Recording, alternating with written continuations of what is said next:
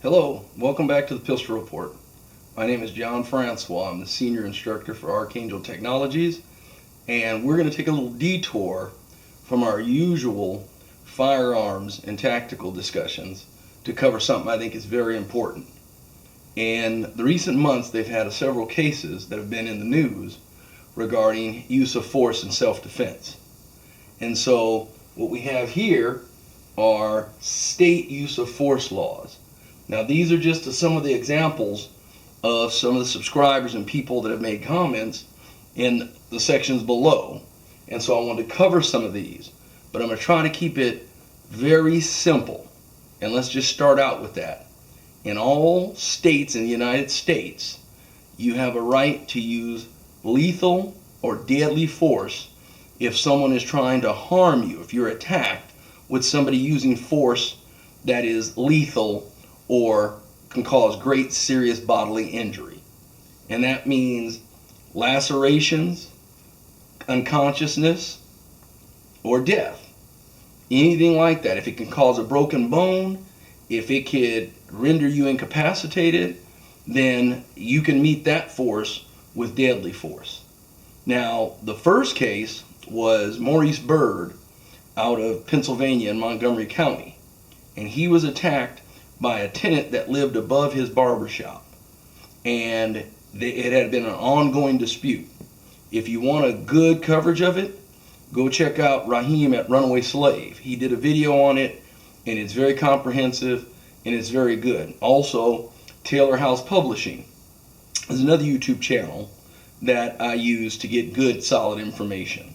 Check out either channel to find out more about it. But in a nutshell, Maurice Byrd legally owned his firearm, had the permit to carry it, was at his own place of business when he was accosted by a pretty racist, vicious man who had been arguing back and forth with him, just picking at him for no reason, really. And so Mr. Byrd, on the day that the incident occurred, was trying to leave his shop when he was attacked. And he ran inside, called 911, and the line stayed open, so you're able to hear some of what happened. The gentleman or person who attacked him was not armed, but still physically assaulted him. The prosecution, doing what prosecutors do, tried to make it seem like Mr. Byrd shot the assailant for calling him the N-word, which later on in trial, the facts came out that the man grabbed him, punched him, and even though Pennsylvania is a stand your ground state, Maurice Byrd tried to get away. But because of injuries he incurred during service to the country, he's a disabled American veteran, he wasn't able to move as good as the other assailant. And so after being grabbed and hit, Mr. Byrd pulled his legally owned firearm, and over the phone you could hear him say, "Don't make me shoot you," or something to the effect of, "I don't want to shoot you." And you hear the assailant say, "What are you gonna do, shoot me?" and attacked him anyway, kept coming at him. And so Mr. Byrd fired his weapon. The assailant succumbed to his injuries. Mr. Byrd was then immediately arrested upon the arrival of the police officers who responded, and spent a year in jail awaiting trial. There was a lot of other things that happened, but safe to say, know your state use of force law. Since we started with Maurice Byrd, we'll go right to Pennsylvania, which is Title 18, Section 505. And even though it's a stand your ground state, Mr. Byrd was arrested when the officers arrived. I don't believe he should have been arrested just from the prima facie facts that occurred just on the news. However, police officers do have a bit of discretion when it comes to when they do their initial investigation. There's supposed to be safeguards in that system. Each arrest needs to be approved by a subsequent supervisor in the police department to assure that all the elements of whatever crime the person's being booked at has met that standard. In this case, I just think that when it comes to discretion, sometimes implicit bias plays a huge part in it. But that being said, Mr. Byrd is not going to spend any time in prison. He did go to trial, and like I said, look it up, Maurice Byrd, Montgomery County. But other than that, let's say Washington, the RCW 9-alpha.16.020, there is no stand your ground law, but in case law in Washington, it has been held that you do not have a duty to retreat, so you can stand your ground in Washington. We already covered Pennsylvania. It is a stand your ground state.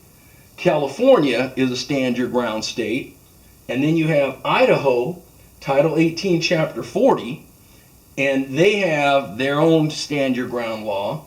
Massachusetts, I had a subscriber from Massachusetts. In Massachusetts, it's instruction 9.260 for the jury. And in that, you must make every effort to retreat before you can use lethal force against someone that's attacking you. So to not mix all this up, don't worry about, well, what state am I in? Is it stand your ground? Do everything in your power to avoid confrontation. If somebody attacks you, if you can get away and report it to the police. If you're carrying a firearm for your own self-defense and the defense of your family, you have to be prudent, you have to have a sound mind and make good decisions. Because once you pull the trigger, you cannot call that bullet back. If somebody's injured or dies, you have to answer for your actions. If you're justified, you may only have a week, 2 weeks, 3 weeks to dealing with the fallout. But then there may be a civil case coming right after that. So by all means, know the laws in your state, but overall, you can use deadly force when somebody's using force against you that can hurt you seriously. And that threat must be imminent. It must be about to happen. If somebody raises a knife above their head and approaches you, you can use force to stop that attack. You do not have to be stabbed before you use deadly force. And sometimes deadly force can come in by using physical force instead of a firearm. If somebody attacks you and they are too close for you to deploy your firearm, you might have to strike with knees, elbows, fists, or even a knife. As long as it's reasonable, necessary, and it's proportional, which means you can't shoot somebody for throwing a pillow at you. That would be way out of proportion. That pillow can't cause serious bodily injury. The standard will always be reasonable fear of great bodily injury or harm. So until next time, we'll discuss some more of this, but know your laws. Make sure you know when you can or cannot use deadly force. When somebody is trying to harm you, you must be in fear of your life. If you're in fear of your life, when the police arrive, you have to make up your mind. There's a lot of prepaid legal out there that you can get for the purpose of when you're carrying a concealed weapon. And some carry coverage even if it's just a fist fight and you're defending yourself. Always maintain your innocent status. In all the laws in all the states, you have to be in a place that you're legally allowed to be. You can't be engaging in any kind of crime. You can't use the excuse that you had to chase somebody down because they called you a name. That will not fly. The best thing to do is de-escalate by removing yourself from the environment. Until next time, take care.